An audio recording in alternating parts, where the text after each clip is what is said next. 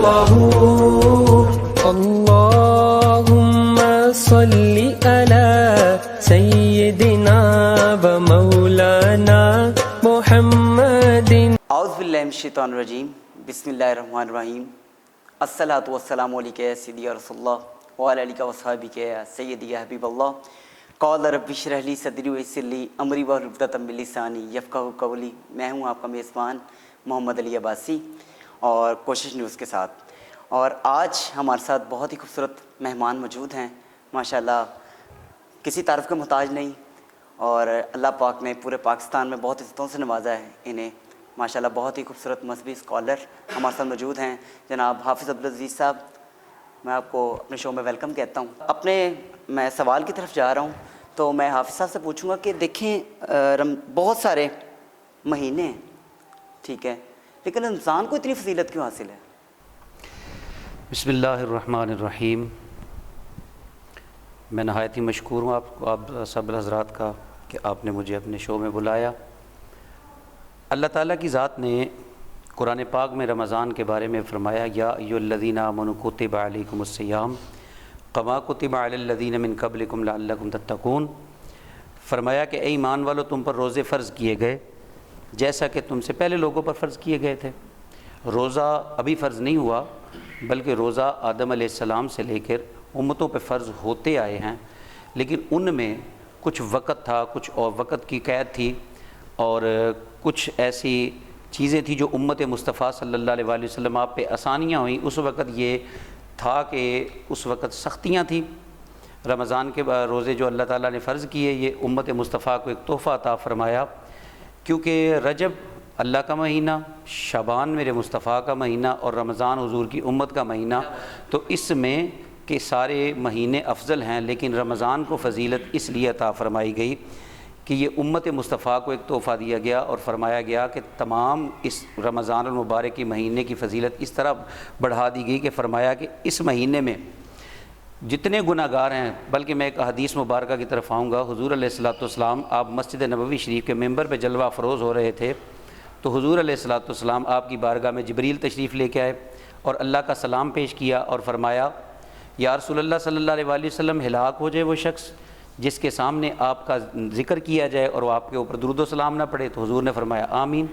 تو دوسری مرتبہ پھر فرمایا یا رسول اللہ صلی اللہ علیہ وسلم، ہلاک ہو جائے وہ شخص جس نے رمضان کے روزے پائے اور اپنی مغفرت نہ کروا سکا۔ تو حضور نے فرمایا آمین۔ تو اس لحاظ سے پتہ چلتا ہے قرآن اور حدیث کی روشنی میں کہ اللہ تعالیٰ نے رمضان کا مہینہ مسلمانوں کے لیے ایک رحمت کا مہینہ بنا کے بھیجا ہے کہ اس میں انسان عبادت کرے تو اللہ تعالیٰ کی ذات اس کی عبادت کے صدقے اس کے سارے گناہ معاف فرما دیتا ہے۔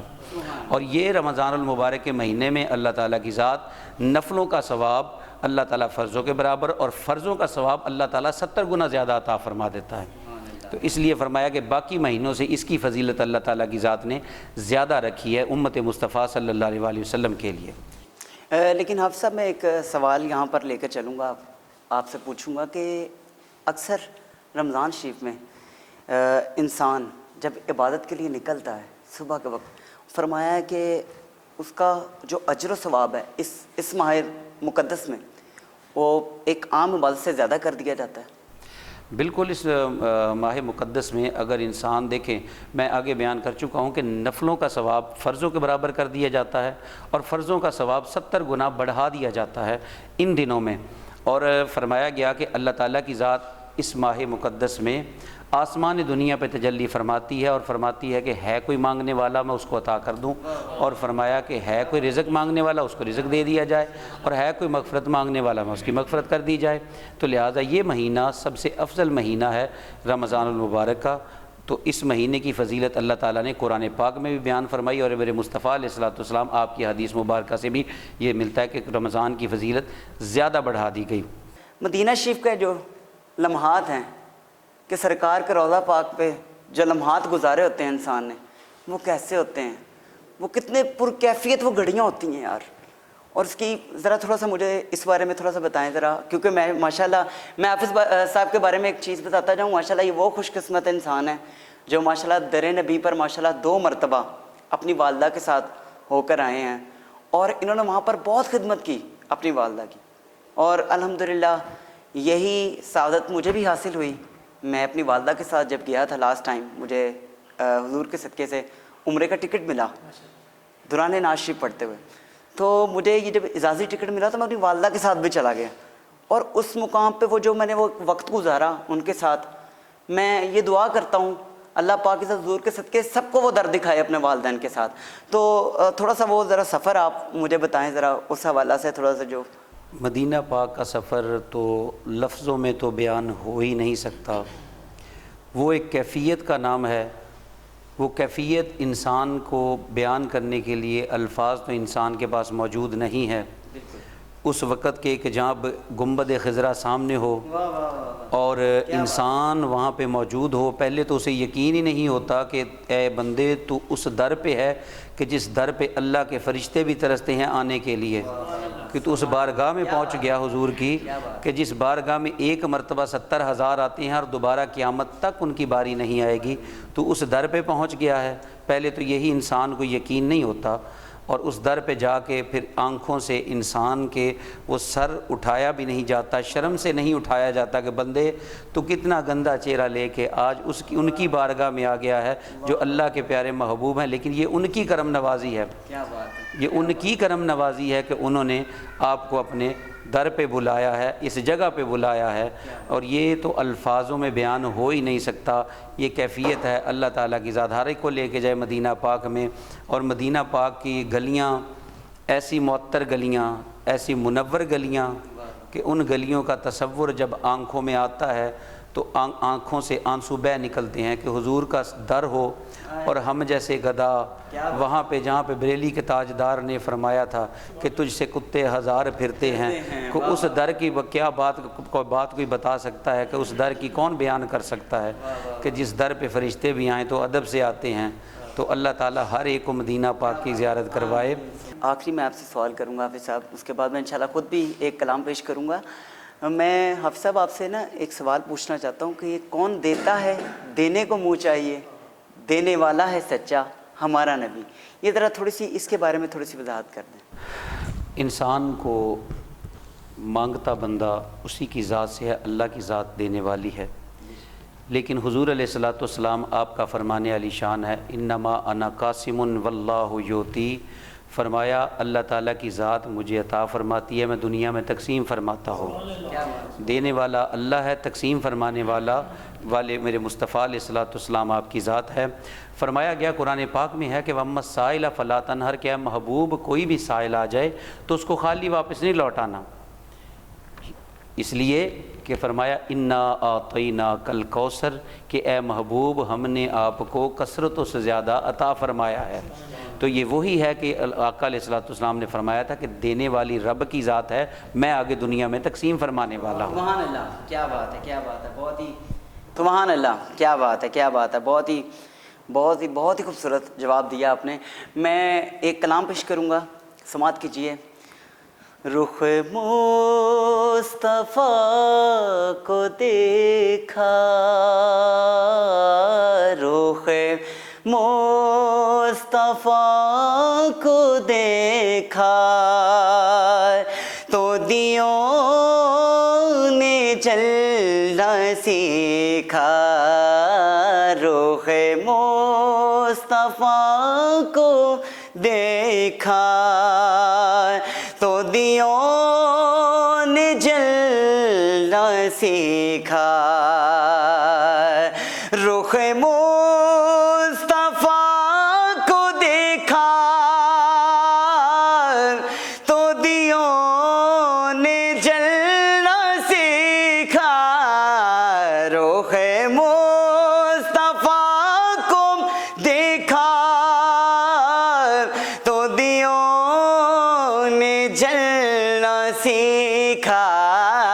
یہ کرم ہے مصطفیٰ کا, یہ کرم ہے مصطفیٰ کا. شب غم نے ڈلنا سیکھا.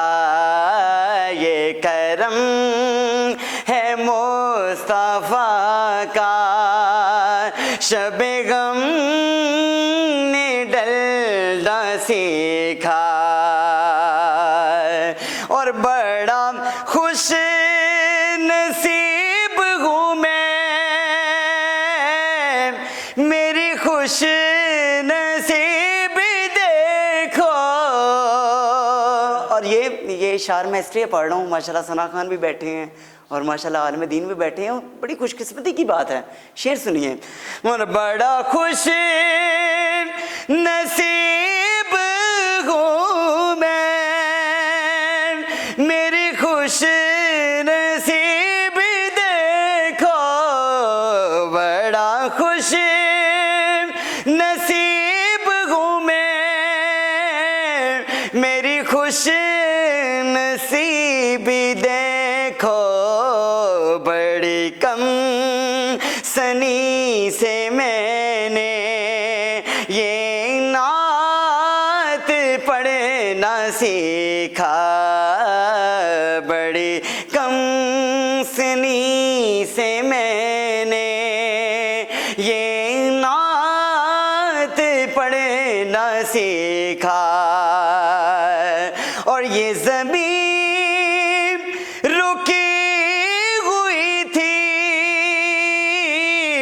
یہ فلک تھما ہوا تھا، یہ زمین رکی ہوئی تھی، یہ فلک تھما ہوا تھا. چلے جب میرے محمد، چلے جب میرے محمد، تو جہان نے چلنا سیکھا. رخ مصطفیٰ کو دیکھا تو دیوں نے جلنا سیکھا. اس کے ساتھ ہم اپنے شو کو اختتام کرتے ہیں. بہت شکریہ آپ سب احباب کا، آپ تشریف لے کر آئے، اور دعا کرتا ہوں اللہ پاک کی ذات اس رمضان المبارک کے صدقے سے، حضور صلی اللہ علیہ وسلم کے صدقے سے ہم سب پر اپنی خاص خاص رحمتیں نازل فرمائے. اور اللہ پاک کی ذات جن کے والدین اس دنیا سے چلے گئے ہیں، اللہ پاک کی ذات ان کی بخشش فرمائے، اور جن کے والدین اس دنیا میں ہیں اللہ پاک کی ذات ان کی بھی بخشش فرمائے. اور اللہ پاک حضور صلی اللہ علیہ وسلم کے صدقے سے ہم سب کو مدینہ پاک کی بار بار بادب سعادت نصیب فرمائے اور حاضری نصیب فرمائے. اسی کے ساتھ اپنے میزبان محمد علی عباسی کو اجازت دیجیے. السلام علیکم ورحمۃ اللہ وبرکاتہ. اللهم صل على سيدنا ومولانا محمد